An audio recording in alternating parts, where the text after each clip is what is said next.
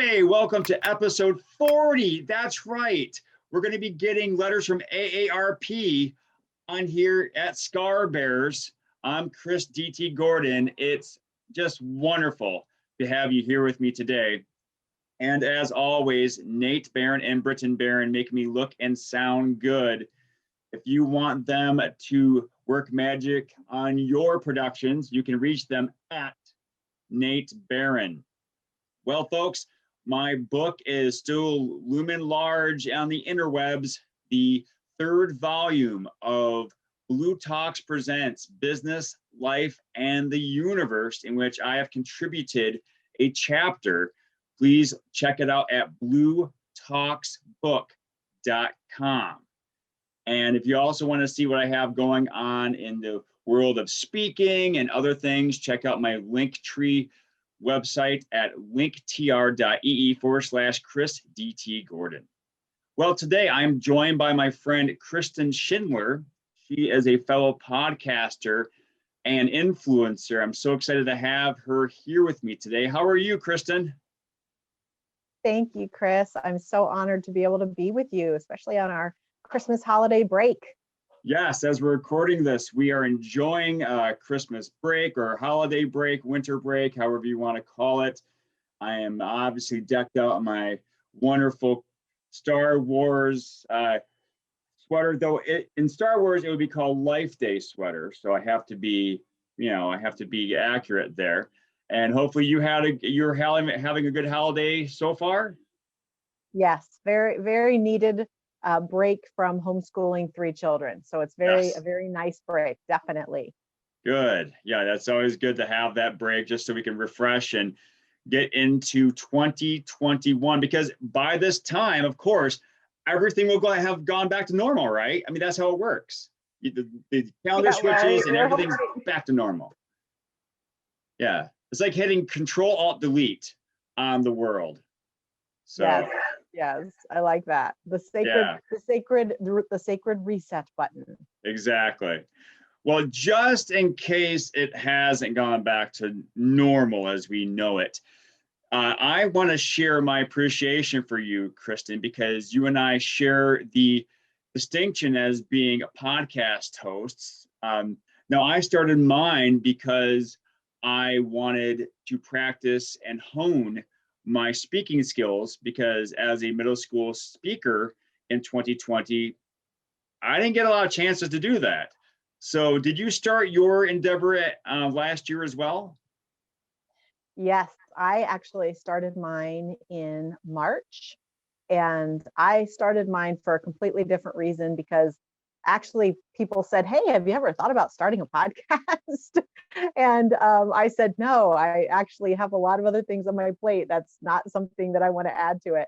And probably after the third or fourth person, within a week of them saying, "Hey, I really think you should start a podcast," I was like, maybe I need to look into this podcasting world. And I'm so glad that I did, because it has just allowed me to connect with so many great people, yourself included, and just listen to people's stories. So it's been a great year for a lot of creative growth in that regard. Yes, it has been. I was just thinking about that myself on my run. I was just thinking about how many people have I met this year, and how much have they influenced me going into this next year. Now, what were you doing that prompted people to ask you to start your own podcast?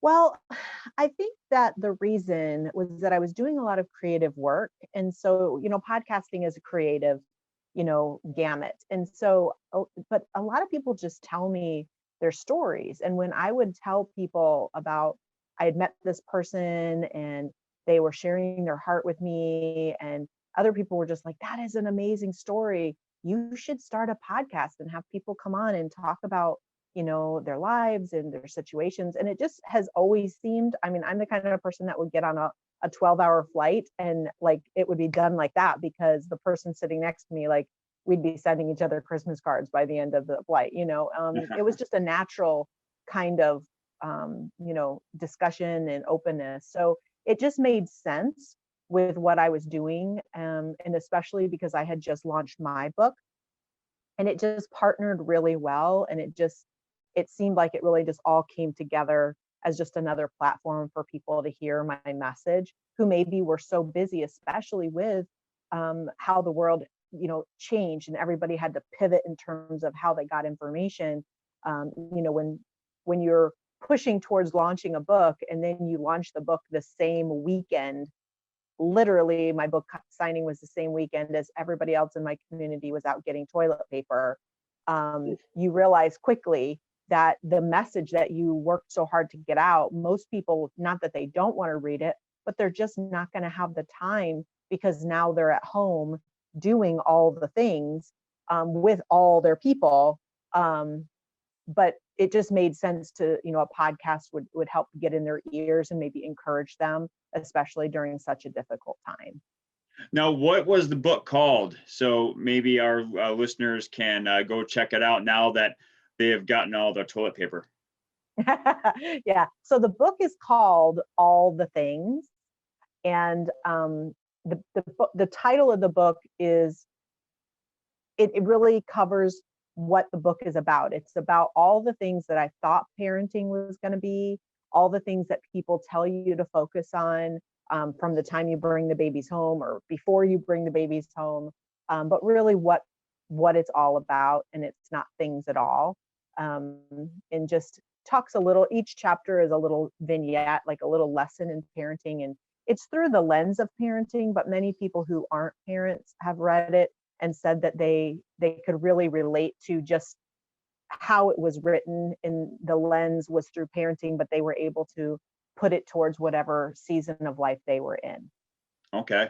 What's the most interesting angle that someone has taken your message? Because you said that a lot of people who weren't parents, took some ownership in terms of what it meant to them. What's the most interesting angle you've heard so far?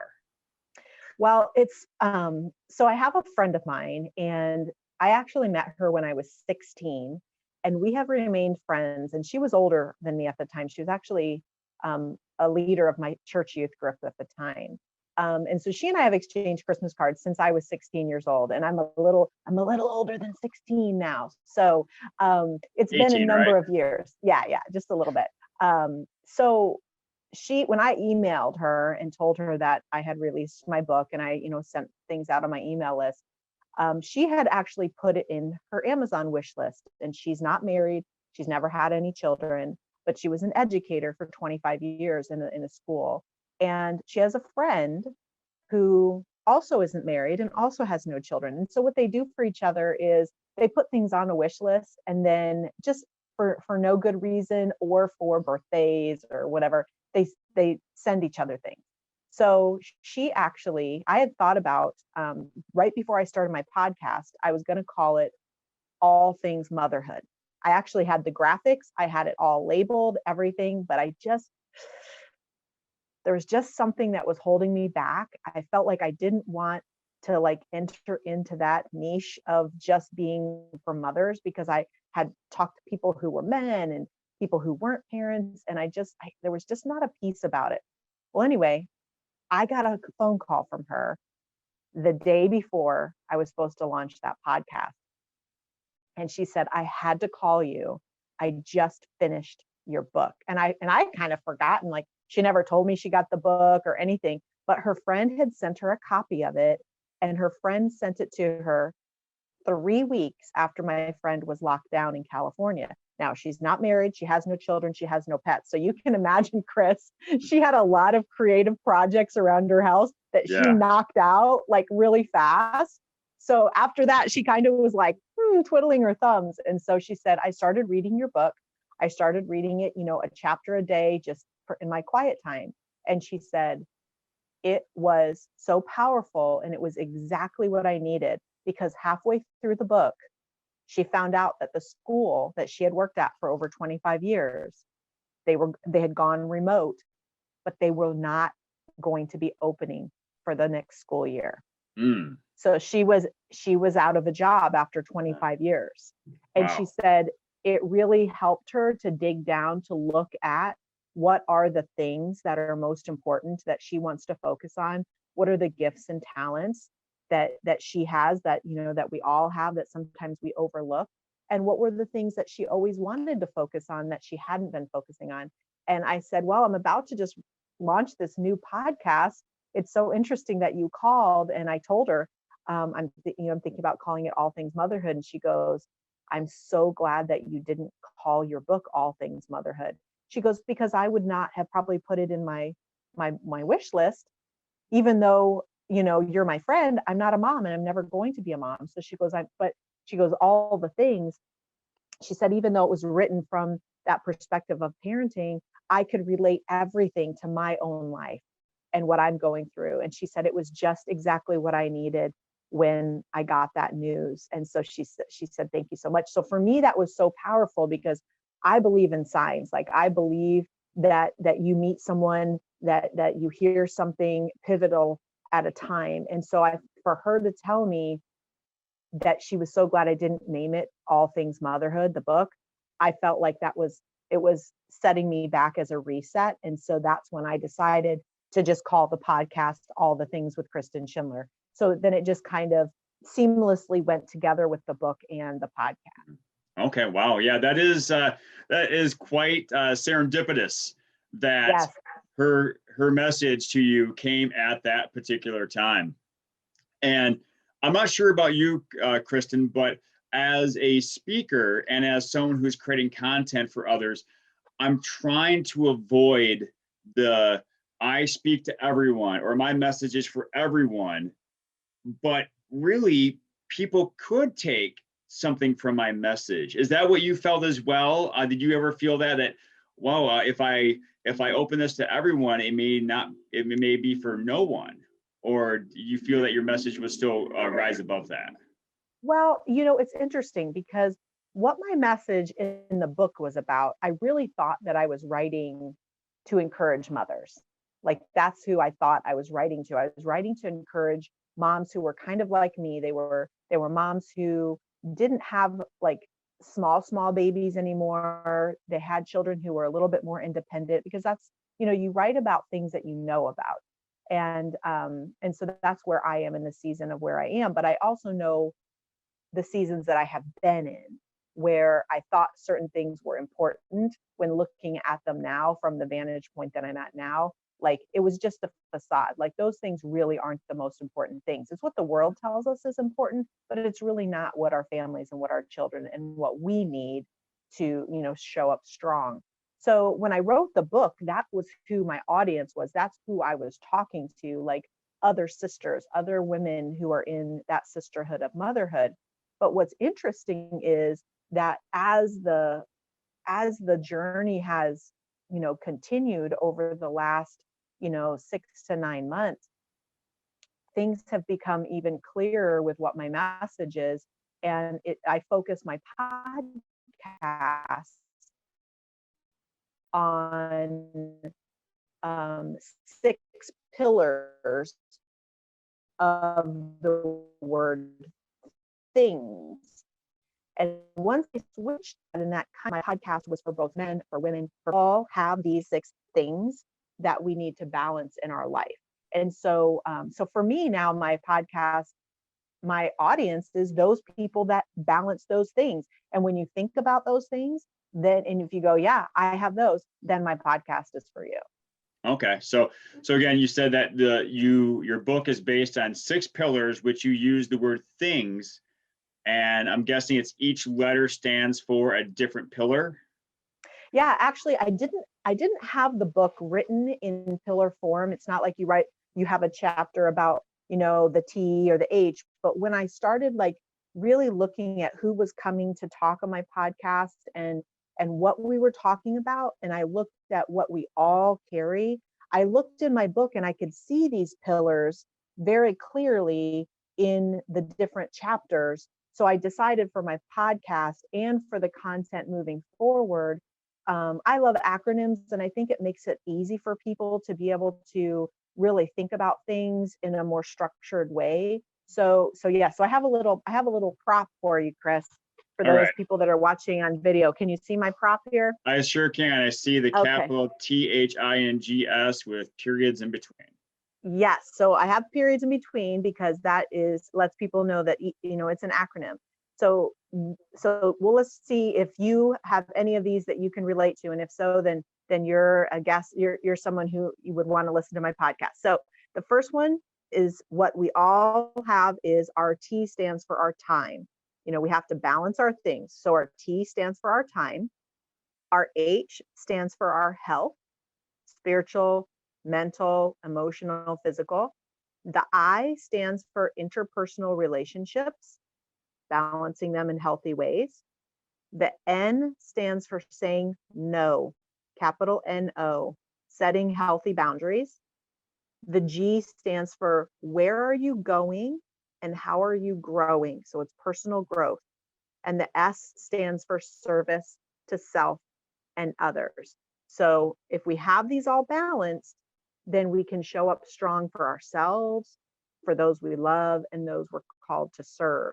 But if you think about this, like this is my little wrecking ball here, and if let's say you have it, it's like I see a little medallion you're holding up. This is for the audio listeners. You're holding up a little medallion in front of the thing. So if you have your T and you're really good at your time management skills, you got your planner, you got your Google Calendar, everything's good. You say, hey, I'm good with that. And then your health. Now, Chris, I know you're a runner. You're really big into health and nutrition and fitness. And you might say, well, I have that covered. I'm good. Let's say your I, though, because you have your time and you have everything organized down to the T, no pun intended, and you have your health. Okay. But let's say this interpersonal relationship is struggling. Maybe you're not connecting with your kids the way that they need you to connect with them. Then what's going to happen is it's going to swing back and forth, and it's going to take out the good things that you had under control. Mm-hmm. And it's going to be a wrecking ball. And okay. So without Miley Cyrus on it, right? Hopefully. Right. No okay. Miley Cyrus references. Good. Yes. No. Okay. Yes. All right. So yeah, something I noticed, Kristen, is that with the T, the H, and the I, the time, the health, and the interpersonal relationships, those seem to be, now I want to say more important pillars, but those seem to be like foundation pillars. And if you have those set up, saying no, knowing where you're going, and then serving others seems to propel you forward. I mean, that's what I take from it, is that, the first three are stationary or like foundational. The second three are progressive. They move you forward. And then once you're able to get those first three, those other three fall into place a little more easily.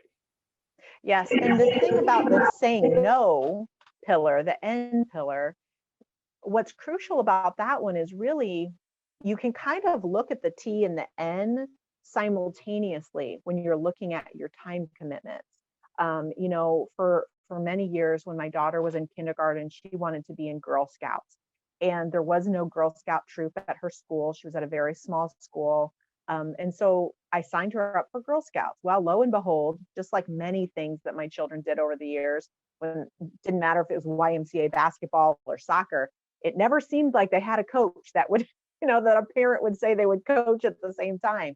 So I would always fill that role for my children so that they, they could participate and have a coach. Well, the same thing happened with her with Girl Scouts. And so none of the other parents stepped up to be the Girl Scout leader. So I did that. And I did that from the time she was in kindergarten just until COVID. And one of the reasons why I did that was because I felt that, guilty relinquishing that role because my daughter was in the Girl Scouts, she was in my troop.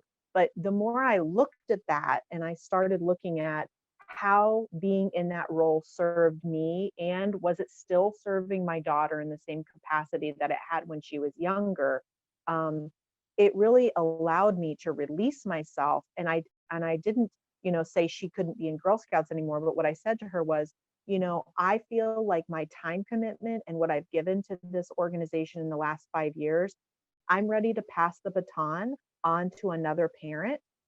You can stay in Girl Scouts. I'll still take you to all the meetings, but I just am not going to be the one that's in charge of everything anymore. And for those of us that are type A and want to have everything, color coded and laid out, sometimes it's hard to say no or to release yourself from those things that you've committed to. But it was so interesting because then she said, well, Mom, when we got into Girl Scouts, because her brothers were in Boy Scouts at the time, they're older than her. She said, I really wanted to do all the camping and all the things that brothers were doing. And now we can't do any of it. And I'm really into my martial arts. So I think I'd rather focus on that instead. Okay. And I was like, here, I've been doing this thinking that I was going to let her down by not continuing to do it, when really we both needed to kind of, take stock of whether or not this was serving us in the same capacity that it once had. And so when I could look at it, because it was really a time thing, Chris, it was like looking at my time and seeing we can only do so much. And then I had to say no and say, no, I'm not doing this anymore. And then she herself was able to say, no, I don't want to do this anymore. And then we were able to kind of move on. So I think it was also a really good lesson for my daughter on, you don't have to keep doing something just because you've always done it. And you really have to look at, don't look at it as a guilt thing. Look at it as, service to yourself and others. Yes. And something I've really this past year have learned is saying no is so much harder when you're doing it to yourself than when for others. It's like you said, you felt like you were going to let down your daughter, but that really wasn't the case. And I found that for myself on a professional level, there is something the extra I was doing at my school that I've been doing ever since I started teaching there. And I decided this year, you know what, I'm not going to do it. Especially with the pandemic, it's not going to have the same impact because we can't meet face to face. And other groups and other leaders have come in to create other clubs. And so, one part of me can say, oh man, no one really cares. But, that's the selfish part of me. The other part of me is like, all right, good. All right. It didn't affect the people that adversely. And now I'm free to do what I want to do, guilt-free. Mm-hmm. And then also it feeds into that time because now I have more time to do like podcasts and other things, like and work on my speaking business and help reach people with my message. So excellent. No, I'm very thankful for you to share that message about your book, Kristen. I really appreciate that. And now here at Scar Bears, we usually talk about physical scars, the ones that we have to get over hiding from people and making them part of ourselves. But not all scars are physical. And I believe you share some emotional scars that you want to talk about. Is that right, Kristen? Yeah, and actually it ties in directly with what you were saying about saying no. So I had been teaching in a public school capacity for 20 years, and I had just kind of started getting to a place where I just felt like my ideology of learning and it wasn't in alignment with what I was doing every day. And that's a really hard place to show up and do a really good job when you feel like what you're being called to do and what you're being told to do are not the same thing. So I actually made some changes and I left that position. But interestingly enough, I felt the same way that you did. I actually had things that I was responsible for in that school. I was in charge of the yearbook. I had a reading program that, not that other people couldn't teach that class, but I just kind of felt a little guilty leaving it. But what's interesting is I mentioned to someone about the yearbook program that I was like, I've been doing this. I did it for a number of years before I had my daughter. And then I dropped it when I had her. It was just too much. Well, then I was kind of told I had to do it when I got transferred to another school. And I did it for another 4 years at that next school. So I was saying to a friend of mine, I said, I'm really just wanting to just hand it over. And so I said it out loud, and she said she mentioned it to someone else she knew. And that person came to me and said, "Hey, I heard that you were thinking you didn't want to do yearbook anymore." Now, in my mind, I already knew I wanted to jump ship. I had a different job opportunity that came into, being, but I hadn't mentioned it to anybody because I felt kind of guilty about these other things that I was already responsible for. And so when she came to me and she was already doing the school year or the school newspaper, she said, "I'd love to do both of them. I think they'd be really good to do together." And I said, "Hey, there you go. It's all yours." And so Perfect. it was perfect timing. And she had no idea how she was kind of helping, to take that off my plate, and I have a friend of mine. She moved to Kenya a number of years ago. Her husband passed away, and she moved back to Kenya, and she said, things have a way of cutting ties or closing doors when those next steps are meant to be opened or those next things come into view. And I just remember that, her words when this was happening. So this new job opportunity, it sounded like the perfect fit.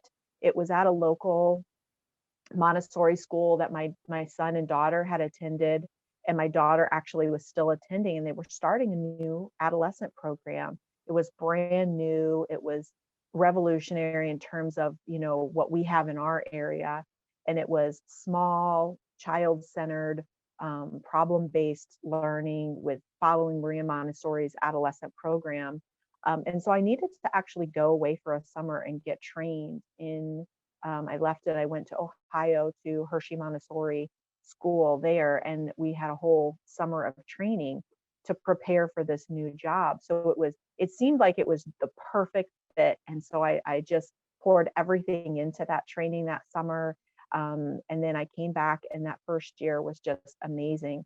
And our school, we partnered with a local farm. We did science outside. We had beehives. The kids did horsemanship. We did a lot of, hiking and kayaking and outdoor things for exercise and cooking. And it was just phenomenal. And so the first year it was like, okay, what's going to go? Where is this going to go? Well, our second year, before the second year started, the woman who owned the farm, who was actually pretty high up in Montessori and in the world of Montessori as leaders, she sadly passed quickly of cancer that summer. And her passing kind of had ripples in terms of our head of school at that time. Her husband was offered a different job in California, and so she left our school because she felt like, life is short. Having lost a friend and a mentor, she recognized that she wanted to, live different, live life differently. And so she took the opportunity to travel with her family. Well, it was such a tumultuous second year that, I was in charge of the program. I'm teaching another teacher who was coming up in the program. I'm running the program. I couldn't really sell the program and be the outside voice of new people coming in. And it was such a transitional time that the following year, which would have been our third year, we didn't have enough children coming up from sixth grade, because it was a pretty small school, that the next year that it was going to be financially viable. And it was devastating. I was emotionally just distraught that, I've poured my heart and soul into this. I know it's a good thing. The families and the children are all thriving. My own son, who came into the program in eighth grade, he was getting the type of education he needed. And it was just devastating to think that it was just going to close up just like that. And so I remember, coming home and telling my husband, like, what are we going to do? Because, I had never not worked. I'd always wanted to stay home, but my husband, he's in law enforcement and I was a teacher. We just made it work. And so he said to me, he said, well, why don't you think about, our middle son was going to be with me in that program. That was going to be the year he was going to join me. Our older son had been with me for 2 years, and he was already going to go off to a private high school. But our younger son, we kept saying, oh, you're going to be with mom in a couple of years, 2 years, and then 1 year, and then, and so he said, well, you were already going to have him in your program. So what if you just homeschool him for the next 2 years and then have him join his brother at the high school. And at that time, my older son would have been a senior at that high school, and my younger son would have been a freshman. It would have been a good transition. So we kind of made that decision to do that. Well, lo and behold, that opportunity to be home just opened the opportunity for me to have time and reflection on all the things that are most important. And that allowed me the time to write my book. So that emotional time, of feeling like, oh, what am I going to do? And, that really left a mark on my heart, but that left a mark that I was able to then generate something good that could help other people. And that really was the birth of the book, Chris. Oh, wow. So going full circle here in our conversation. So how did it feel when that first realization of, wow, I can actually turn this hardship into a positive thing? Where were you, I guess, physically, but also emotionally, that when that light bulb went on? Well, it's interesting. I had been blogging for years, but it was really just a blog for my children. It was kind of like letters from me to them about different situations that had happened. I didn't really, I would post on it a little bit, publicly and share it on Facebook, but it wasn't something that I was trying to grow an audience with or anything like that. But so 2 summers ago, before summertime, it was like around Mother's Day, a friend of mine said, "Hey, I have this book. I've been reading this author, and she really reminds me of you a lot." She goes, "You're funnier." And I thought, well, that's very nice of you. She said, but she's like, "I think that she's like your writing doppelganger." And I'd heard of her, but I'd never read anything by her. And so that summer, I actually went back east. My grandfather had passed away earlier in the year, and we were having his funeral back in New York during the summertime.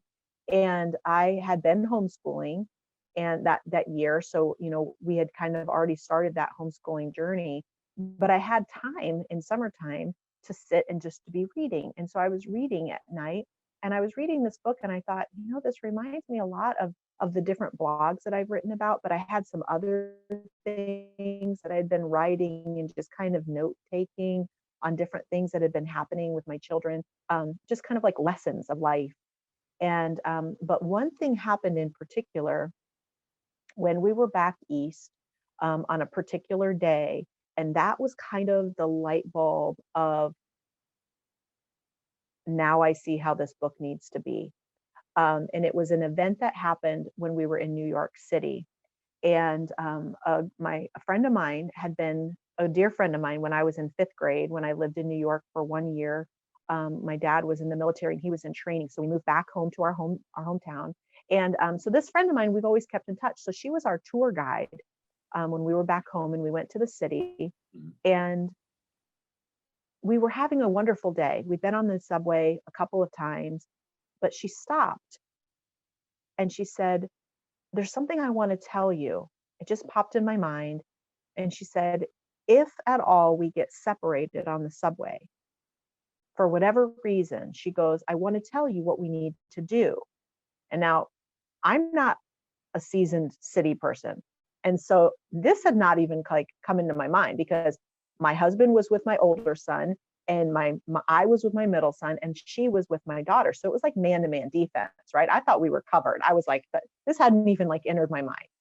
And so she said, "Well, if we get separated, if someone gets, pushed out because there's lots of people coming out, or you can't get out because other people get off, or whatever, just get off at the next stop, even if that's not our stop, and everybody will know where that next person is. And so if you get off at that next stop, if we're the next one, we'll come back, whatever." And so I was like kind of freaking out a little bit at that point, like, okay, but I listened to her. She said this happened to her. She has children that are about my age. And so we went on with our day. So a couple of hours later, that exact thing happened to us. My older son and my husband were standing next to each other, and my friend and my daughter were sitting down in a seat, And I was over in another section with my older son talking to a mom and her daughter. Well, the closer we got to the center, to Times Square, more and more people were getting on the subway car. And my older son got further and further away from my husband. And my husband, because he was right by the door, my older son had been kind of pushed down towards the other door as people were coming in. And my husband, at the very next stop, which wasn't our stop to get off, he stepped off of the train. And my son saw his dad step off of the train and thought that that was our stop. And he started walking towards my husband. And then my husband stepped back on the train because all he had done was made room for people who were getting off. And the doors shut. And my son was outside the doors and my husband was inside the doors. Mm. And so that event, it was pivotal for me because what it reminded me and what it made me think about, and it didn't last a long time. My son was, you can read it in the book and I won't give it away, but what it told me about in that instance was that the lessons and what we're preparing for our children, the challenges that they're going to have, are not going to be things that we're going to be there for. Right? So there's times that are going to be painful where our children choose to step off the train in life. They choose to not follow the what they've been told will keep them safe. They do it on purpose, or sometimes they step off the train because they're, it's life, right? Life is lifing on them and they just decide to do things their way, or they get pushed off the train. But they have to be able to navigate that, listening and remembering what we've taught them to keep them safe and keep them secure. And so when that event happened, it really I could see everything in terms of how I wanted the book to look and how I wanted it to be presented to my audience. And we shortly left and came back home, and that was when I started getting it all written down. Wow, it's quite cosmetic, if I were to create a word, that that situation happened right when you were designing the structure of the book and how it all works together. And so what are the next steps, or what are your next steps for the book or for your podcast? Well, the book is already available for people to download, both paperback, traditional, or audio. I went ahead and during COVID, I took the opportunity to work with a friend of mine because I wanted the book to be available for people in a way that they could access it, especially if they didn't have time to sit down and read it. So I went ahead and recorded that during the shutdown, and it's an audio version.